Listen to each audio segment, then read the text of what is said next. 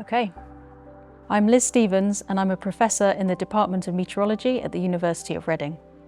Impact to me means making difference in the world. It has to be something that goes beyond a piece of consultancy work, but being able to undertake research that is really going to make a difference to the communities most in need in the world, especially as we're being threatened with climate change.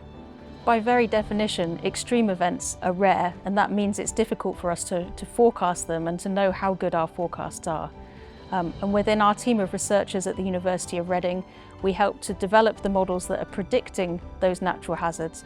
We work with organisations like the Red Cross Red Crescent movement, UN agencies, and other NGOs based all around the world to help them use these forecast models.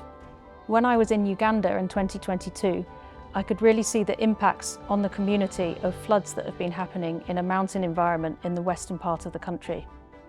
These people weren't just being faced with water coming into their homes, but a river of boulders coming towards them.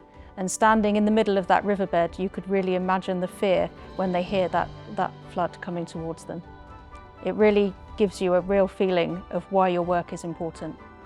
For me personally, it's fantastic to be able to work with humanitarian organisations because you really get a sense of how the research that you're doing is having an impact on the ground. It really puts everything into perspective. We started a project last year trying to deal with floods in South Sudan and the forecasting for them. We were hoping over the course of the 3 years of the project we would be able to improve the flood forecasting systems. Unfortunately, just in the first year of the project we see record levels in Lake Victoria. This surprise has really been important for helping us to pivot towards being able to support this year and really put some pressure on the timelines in which science needs to be delivered. I think the first thing to consider when trying to achieve impact is first of all to listen to the people that you're talking to. So first of all you have to be able to understand what meetings people are attending because they're very different from academic conferences, and you need to be able to sit there and understand the decisions that they're making. Very often they won't be the ones that can propose these big grand research questions, but by engaging with those conversations you might be able to identify them for yourself.